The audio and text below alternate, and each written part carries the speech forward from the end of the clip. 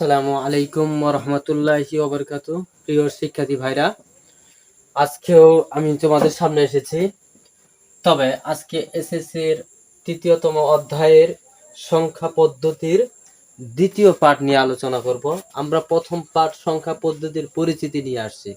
যারা এখনো এই ভিডিওটা দেখো নাই, প্রথম পাঠটা আমি অনুরোধ করব তোমরা আগে ফিরে যাও, প্রথম পাঠটা দেখে তারপর দ্বিতীয় পাঠে আসো।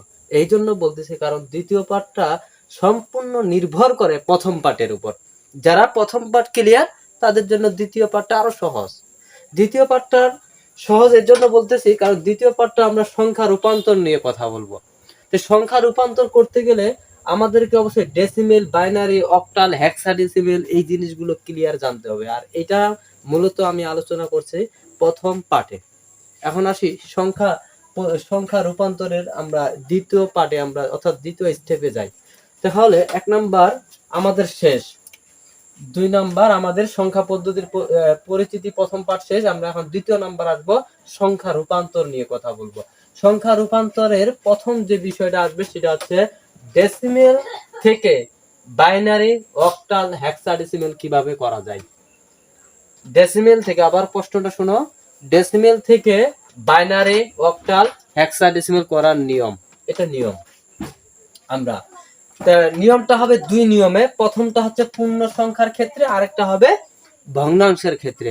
আর আমরা আজকে যে বিষয় আলোচনা করব সেটা মূলত পূর্ণ সংখ্যার ক্ষেত্রে। তাহলে পূর্ণ সংখ্যার ক্ষেত্রে কি কি, যদি ডেসিমেল কোশ্চিনে দেওয়া থাকে তাহলে বাইনারি অথবা অক্টাল অথবা হেক্সা যেটাই বলুক না কেন, তাহলে রূপান্তর করার জন্য সংখ্যা পদ্ধতির বেস দ্বারা, অর্থাৎ বাইনারির বেস দ্বারা, বাইনারি করতে বলে বাইনারির বেস দ্বারা, অথবা অক্টাল করতে বলে অক্টালের বেস দ্বারা, আর হেক্সা করতে বলে হেক্সার বেস দ্বারা আমরা কি করব, ভাগ করব, যতক্ষণ পর্যন্ত ভাগফল শূন্য না হয়। এটা নিয়ম মনে রাখবে। নিয়মটা আমি এখানে লিখে রেখেছি, তোমাদের সুবিধার ক্ষেত্রে নিয়মটা লিখে রেখেছি, তোমরা এটা নোট করে রাখতে পারো।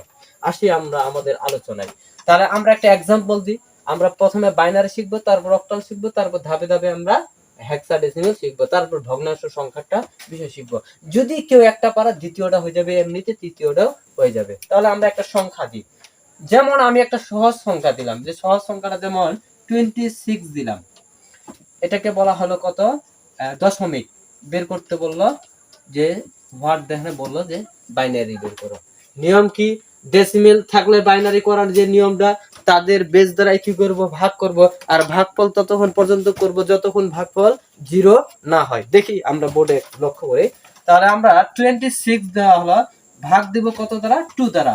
দেখো তো ভাগ দিই, এ পাশে তোমরা একটু মনে রাখবা, এ পাশে ভাগফলটা রাখবা আর এ পাশে রাখবা ভাগশেষটা। যেমন এক্সাম্পল, এটি 13 দুগুণে 26, এখানে কত হচ্ছে 13 দুগুণে 26।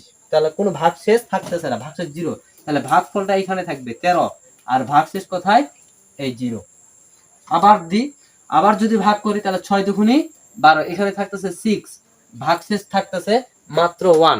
তাহলে 1 কোথায় যাবে ভাইয়া, এই পাশে দেখো। এরপরে আমরা যদি আবার 2 দ্বারা দিই তাহলে 3 দুগুণে 6। বলো তো ভাইয়া ভাগশেষ কোথায় যাবে, একটু লক্ষ্য রাখো যে ভাগশেষটা অবশ্যই আমার হাতের ডান পাশে যাবে আর ভাগফলটা হাতের বাম পাশে আসবে। আবার আমি যদি ভাগ দিই তাহলে কত হচ্ছে, 2 একে 2, ভাগশেষ কত, আবার 1। আমাকে বলা হয়েছিল কতক্ষণ পর্যন্ত ভাগফল চলবে, যতক্ষণ পর্যন্ত ভাগফল 0 না হয়। এবার আমি ভাগ দিব কত দ্বারা, 2 দ্বারা। আচ্ছা 2 কে ভাগ যদি আমি 1 দ্বারা দিই, একটু লক্ষ্য করে দেখো তো, 2 কি 1 ছোট না? তাহলে আমরা ভাগ কি যাচ্ছে, আমরা স্বাভাবিক নিয়ম জানতাম যদি ভাগ না যায় তাহলে সেক্ষেত্রে আমরা কি করি, তাহলে দশমিক দিয়ে 0 আনে ভাগ করি, কিন্তু না।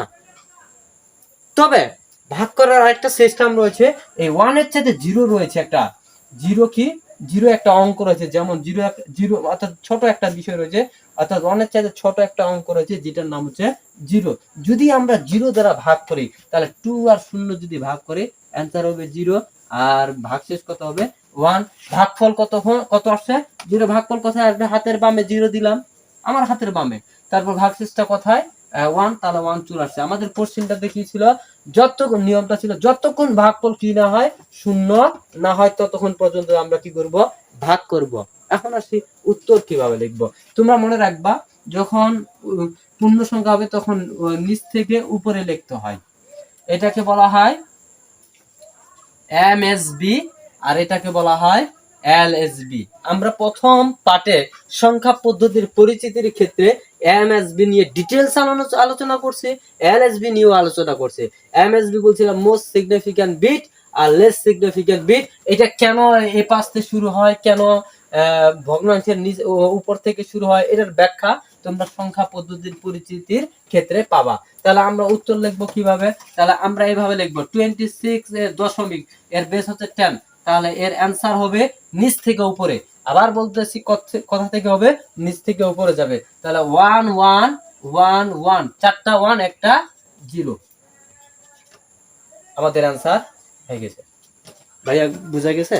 যদি বুঝতে পারো তাহলে আবার ইজি ভাবে আমরা অক্টাল করতে পারবো, তারপর এমনি ভাবে হেক্সাও করতে পারবো। তারপর আমি বাড়ির কাজ দিব। এখন দেখো এরপরে আমরা যে বিষয় নিয়ে আলোচনা করব, এটা তো আমাদের বাইনারি গেল। এখন যদি বলা হয় অক্টাল, তাহলে অক্টাল কিভাবে করব একটু লক্ষ্য করো। দেখো সহজ ভাবে এই অনুরূপ ভাবে, আচ্ছা এই সংখ্যাটাকে যদি আমরা অক্টাল করে দেখি, তাহলে দেখো তো একটু অক্টাল 26 এর বেস কত 10, আমাদেরকে বের করতে বললো কি হোয়াট দেন অক্টাল বের করতে বললো। তাহলে আমাদের নিয়মটা কি ছিল ভাইয়া? ডেসিমেল থেকে যখনই আমাদেরকে অক্টাল বের করতে বলবে, অথবা বাইনারি বের করতে বলবে, অথবা হেক্সাডেসিমেল যদি বের করতে বলে, তাহলে আমরা অবশ্যই তার বেস দ্বারা ভাগ দিব। ভাগফল যতক্ষণ 0 না হয় ততক্ষণ পর্যন্ত আমরা ভাগ করতেই থাকবো। দেখা যাক এবার 26 আমি দিলাম, 26 ভাগ দিব কত দ্বারা? 8 দ্বারা। আচ্ছা দেখো তো 8 দুগুণে 16, 3 আসতে 24, ভাগ কত যাচ্ছে? 3 আসতে 24, 4 আসতে 32, দেওয়া যাবে না। আমরা দেখতেছি কত দ্বারা যাচ্ছে, 3 আসতে 24, তাহলে আমাদের কত পাচ্ছি? এই জায়গায় 3 পাচ্ছি। 3 আসতে 24, এখন ভাগশেষ কত পাচ্ছে? তাহলে ভাগশেষ আমাদের অবশ্যই কত ভাই বলতে পারো? যে 3 আসতে 24 যদি হয়, তাহলে ভাগশেষ হচ্ছে 2, তাহলে কত হবে? এই ভাগশেষটা আমাদের 2 চলে যাবে। এখন প্রশ্ন হচ্ছে আমার এই জায়গায় কিভাবে হলো ভাগটা? দেখো তো 26 ভাগ যদি আমি 8 দিই, তাহলে 3 আসতে 24 হচ্ছে না? তাহলে ভাগশেষ 2 হচ্ছে না? 3, তাহলে আমার ভাগফলটা কত? হাতের বামে, আর ভাগশেষটা আমার হাতের ডানে। ক্লিয়ার?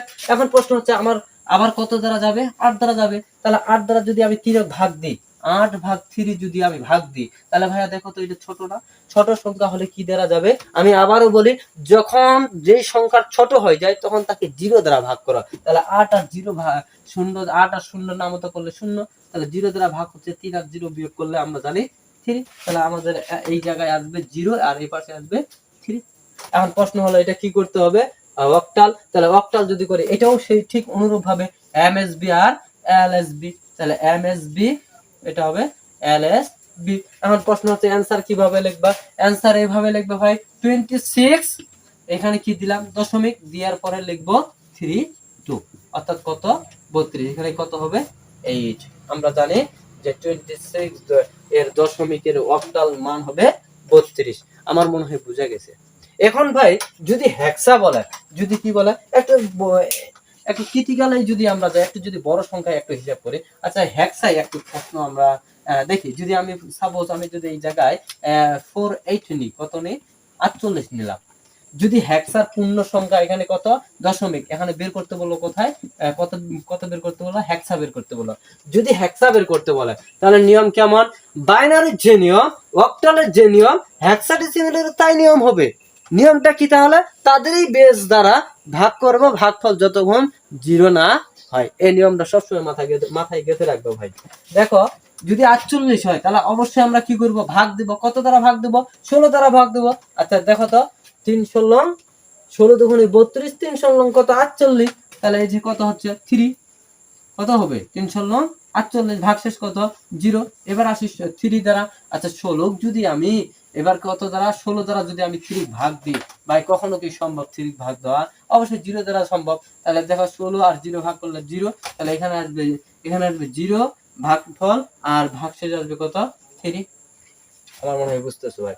তাহলে এখন প্রশ্ন দেখো আবার আরেকটু ভালো করে লক্ষ্য করে দেখো, 16 দুগুণে 32, 3 16 48, 48 এটা 3 হলো। তাহলে ভাগশেষ কত হলো?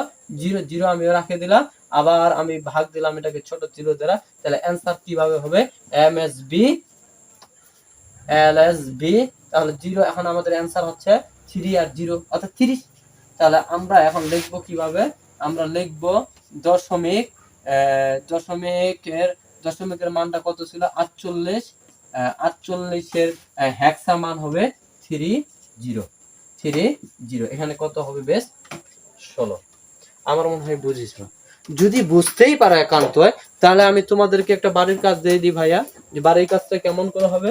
বাড়ির কাজটা তোমরা এটা করে নিয়ে আসবা, সেটা হচ্ছে একটু বড় সড়ো দি, যেমন 3, 2, 1 এটাকে আমি দিলাম, একটু পরিষ্কার করে দিই তাহলে সহজ হবে।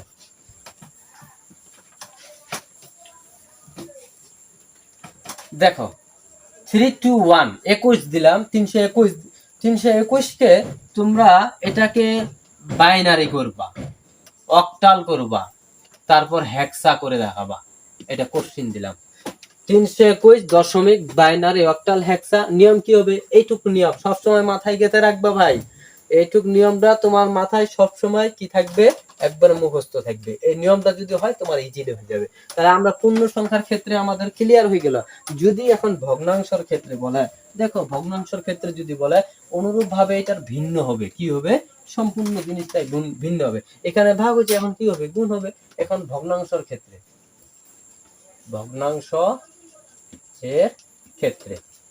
ভগ্নাংশের ক্ষেত্রে কেমন করা হবে? ভগ্নাংশের ক্ষেত্রে তাদেরই বেজ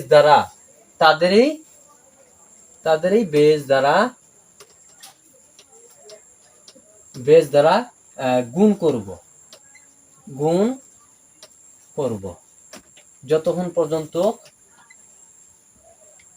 আচ্ছা এটুকুই থাক। তাদের বেজ দ্বারা কি করব? গুণ করব। এখন বিস্তারিত আমরা এক্সাম্পলে ক্লিয়ার হয়ে যাব। আচ্ছা, যদি আমার যেমন এই জায়গায় আমি 0.26 নিলাম, কত নিলাম? 0.26। আচ্ছা 0.26 এটা হচ্ছে দশমিক। কি হলো? দশমিক। বের করতে বললো কি? বাইনারি বের করে দেখাও। আচ্ছা ভাইয়া, যদি তোমাকে ভগ্নাংশ সংখ্যা যদি বলা হয়, কি বলা হয়? যদি ভগ্নাংশ সংখ্যা তোমাকে বলা হলো যে 0.26 কে কি করো? তুমি বাইনারিতে রূপান্তর করো, তাহলে অবশ্যই তোমাকে কি করতে হবে? তার বেজ দ্বারা কি করতে হবে? গুণ করতে হবে। আর বেজ দ্বারা ততক্ষণ গুণ করবা যতক্ষণ পূর্ণ সংখ্যা না হয়।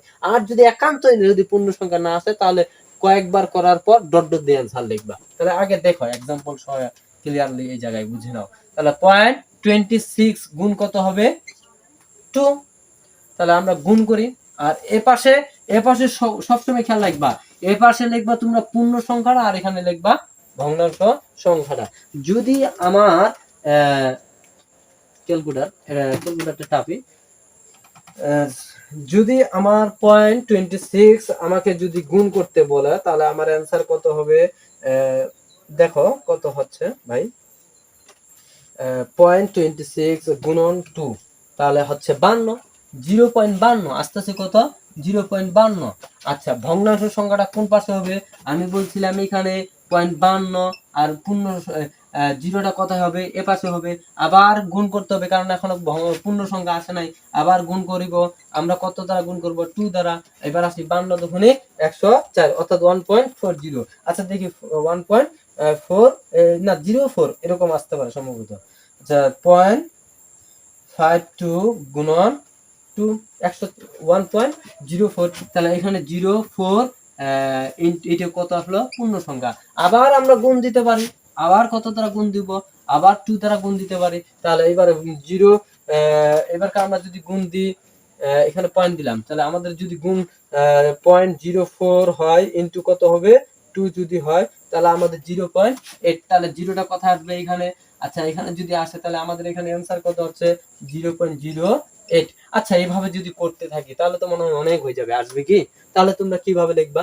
এতটা লেখার দরকার নাই, তোমরা এটুকু যদি লিখে থাকো, তাহলে কারণ আমাদের আরো আসবেই। আমাদের অ্যান্সার কিন্তু আসতেছে না। পূর্ণ সংখ্যা হয়েছে, কিন্তু পূর্ণ সংখ্যার পরে আবার ভগ্নাংশ রয়ে গেছে। এই জন্য আমরা অ্যান্সার একবারে লিখতে পারি নাই। যদি এখানে 0 হয়ে যেত, তাহলে আমরা এখান থেকে একবার স্টপ করে রাখতাম। কিন্তু দেখতেছি না আসার কারণে আরেকবার করে দিলাম। আবার করে দেখতেছি যে আবার ফের অনুরূপ ভাবে আবার কি আসবে?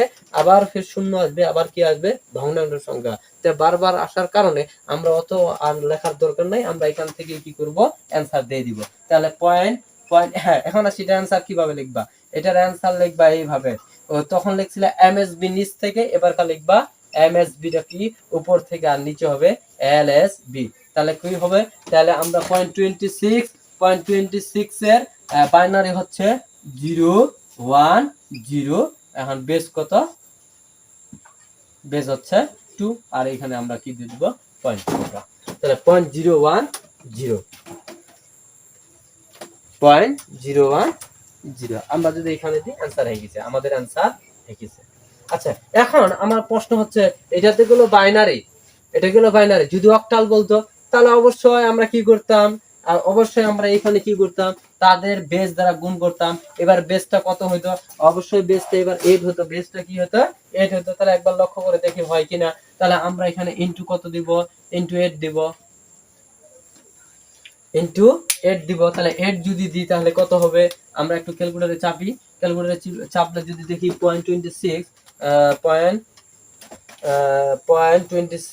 ইনটু কত হবে 8, আসছে 2.08, তাহলে এখানে আসবে 2, এখানে পয়েন্ট কত 08, আবার গুণ হবে কারণ এখন আমাদের একেবারে 0 আসে নাই। আচ্ছা, তাহলে কত হবে 8 দ্বারা যাবে, আবার 0.008 গুণন কত হবে 8 হবে। এবার কত আসলো, এবার 0.64 আসছে, 0.64 যদি আসে তাহলে আবার ঘুরে ফিরে আবার কত দ্বারা গুণ, 8 দ্বারা গুণ, 8 দ্বারা যদি গুণ করে দেখি এবার কত আসে, 0.64 না, হ্যাঁ 64 গুণন কত হবে 8 হবে। গুণ করে দেখতেছি 5.12 আসছে, কত আসছে 5.12। তাহলে বুঝে নাও 5টা অর্থাৎ যেটা পূর্ণ, আবার বলতেছি যেটা পূর্ণ সংখ্যা সেটা এ পাশে আর ভগ্নাংশ সংখ্যা এ পাশে। এখনো কি আমরা 0 পাচ্ছি কি আদৌ, অর্থাৎ পূর্ণ সংখ্যা দ্বারা 0.00 আসতেছে কি আমাদের ক্যালকুলেটরে, না। যদি এরকম হয়েই থাকে তাহলে সেই ক্ষেত্রে আমরা কি অবলম্বন করব, অ্যানসারের ক্ষেত্রে আমরা ডট ডট দিব। তাহলে অ্যানসারটা কি হবে 0.26, এখানে দিলাম দশমিক, তারপর আমরা লিখব এই কি সিস্টেমে, অর্থাৎ এই এমএসবি, অর্থাৎ এই পূর্ণ সংখ্যার ক্ষেত্রে নিচ থেকে নিয়েছিলাম, এখন ভগ্নাংশের ক্ষেত্রে সেটা হবে উপর থেকে নিচে। তাহলে আমাদের অ্যানসারটা হবে 0.205, এই ডট ডট দেখে লিখে দিব, এটা 8। আমার মনে হয় বুঝছো ভাইরা, যদি বুঝে থাকো তাহলে অনুরূপ ভাবে আমরা কি করব, একটা হেক্সাডেসিমালের एग्जांपल দিয়ে দিব। তাহলে হেক্সাডেসিমালের एग्जांपल কেমন এবার একটু দেখি, ভিন্ন রূপে দিই।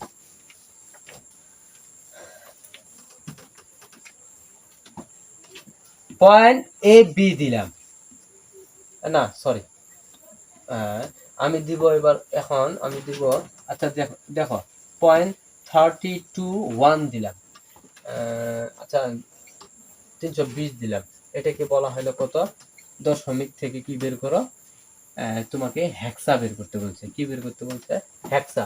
যদি এরকম বলে তাহলে আমাদের নিয়মটা কি ভাই, তাদেরই বেস দ্বারা থাকে কি করব, গুণ করব, আর গুণটা করব পূর্ণ সংখ্যা, একেবারে পূর্ণাঙ্গ পূর্ণ সংখ্যা না যদি হয়, তাহলে পূর্ণ সংখ্যা না হলে তাহলে তাহলে কি করব, তাহলে বারবার করার পর আমরা ডট ডট অ্যানসারে লিখে দিব। তাহলে 0.320 গুণন কত হবে, আমরা জানি 16, কত হবে আমরা 16 জানি, তাহলে গুণ দি, আমরা জানি ভগ্নাংশের সংখ্যা এখানে আর পূর্ণ সংখ্যা এখানে। ক্যালকুলেটরে টিপবা ভাই, ক্যালকুলেটরে কিভাবে টিপবা, তোমরা প্রথমে 0.320 গুণন কত দিবা 16 দিবা, 16 আসছে আমার কত ভাই 5.12, কত 5 তাহলে 5.12 এখানে হবে, আর পূর্ণ সংখ্যাটা এ পাশে হবে, আবার কত দ্বারা গুণ হবে, আবার 16 দ্বারা গুণ।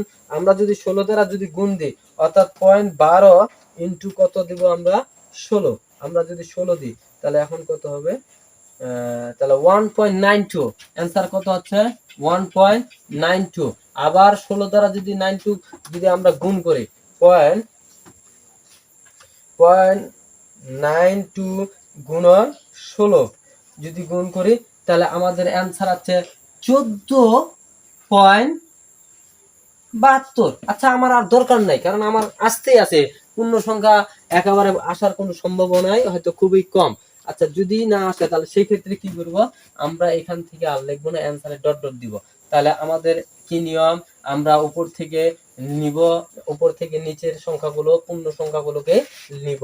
তাহলে এখন প্রশ্ন হচ্ছে এই জায়গায় 5 নিব, 1 নিব, এখানে 14, 14 কে আমরা হেক্সাডেসিমেলের ক্ষেত্রে কি বলি, আমরা এ কে 10 বলি, বি কে 11 বলি, সি কে 12 বলি, ডি কে ডি কে বললি 13, আর ই কে বলি 14, এফ কে বলি 15। তাহলে এই জায়গায় 14 সমান আমরা এখানে জানবো ই। তাহলে অ্যান্সার কিভাবে লিখবো? 0.320, এখানে কত? বেস 10, এর অ্যান্সার হবে কত? আমরা লিখবো 51 ই। এখানে ডট ডট দিবা, ডট ডট দেখানে অ্যান্সার আমাদের কত হবে? এখানে বেস হবে একটা। অলরেডি আমাদের পূর্ণ সংখ্যা এবং ভগ্নাংশ সংখ্যা আমাদের ক্লিয়ার। এখন একটাই সম্পূর্ণভাবে বুঝিয়ে দিই, যে একটা পূর্ণ সংখ্যা একটা ভগ্নাংশ সংখ্যা যদি বুঝিয়ে দিই, তাহলে আমাদের অ্যান্সার একেবারে ক্লিয়ার হয়ে যাবে। তবে যে কোনো নিয়মে যেটাই দোক না কেন তোমরা পারবা আমার মনে হয়।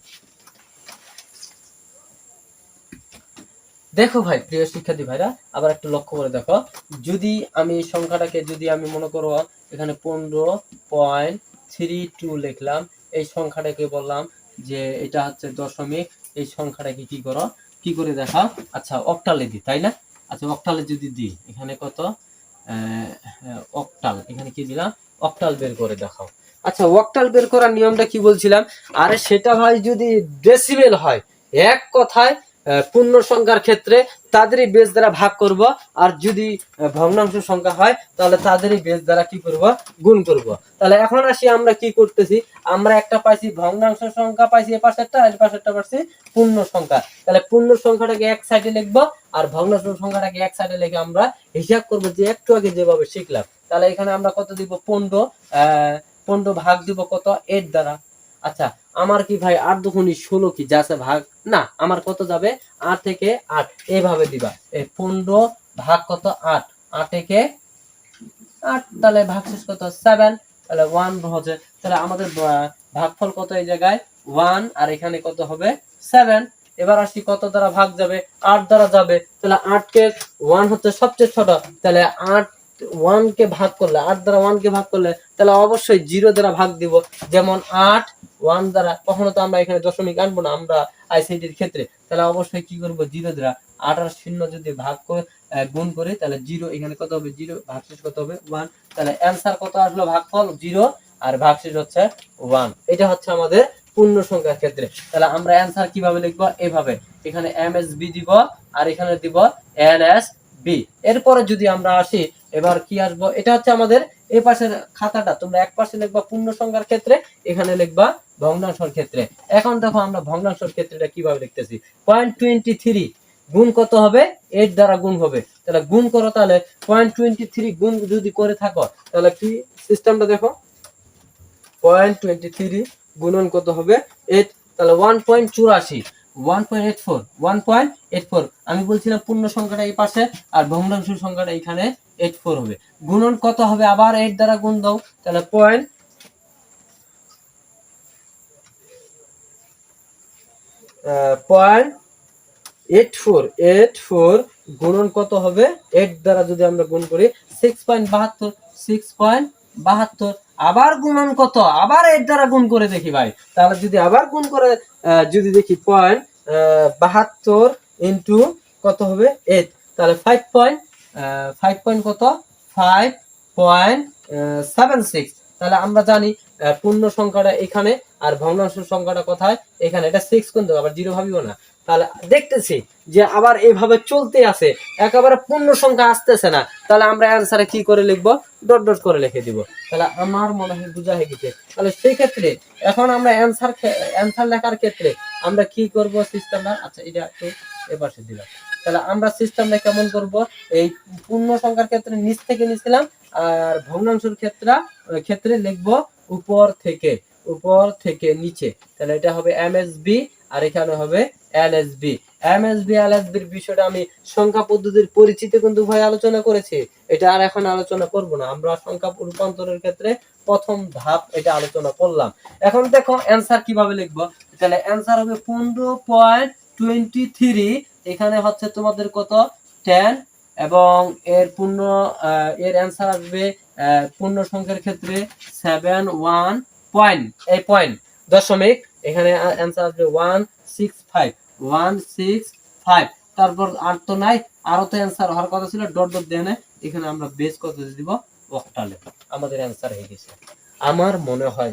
প্রিয় শিক্ষার্থী ভাইরা, তোমরা যদি সংখ্যা রূপান্তরের এই ক্লাসটা দেখো তাহলে তোমাদের আর এই বিষয় নিয়ে কোনো ঝামেলা হবে না, আমার বিশ্বাস। তারপর সংখ্যা রূপান্তরের পরের স্টেপে যাব। পরের স্টেপটা হচ্ছে বাইনারি থেকে অক্টাল, বাইনারি অক্টাল হেক্সা থেকে কিভাবে ডেসিমেল করা যায় পরের স্টেপে। তোমরা অপেক্ষা করে থাকো এবং আমার চ্যানেলটাকে তোমরা সকলেই কি করবা, সাবস্ক্রাইব করবা এখন। এবং তোমাদের পাশে যারা বন্ধু রয়েছে বা তোমাদের যারা বন্ধু রয়েছে হোস্টেলে হোক বা বাসায় হোক, যেখানে থাকুক না কেন, আমার এই ভিডিওটা তোমরা শেয়ার করে দেবা, যাতে করে তুমি যেমন উপকৃত হয়েছ সেও যাতে উপকৃত হতে পারে। তাহলে আল্লাহ হাফেজ, ইনশাল্লাহ আগামী দিনে কিংবা কোনো না কোনো ভিডিওতে আবার দেখা হবে। এ বলে আমি আমার ভিডিও শেষ করলাম আজকে। আসসালামু আলাইকুম ওয়া রাহমাতুল্লাহি ওয়া বারাকাতুহু।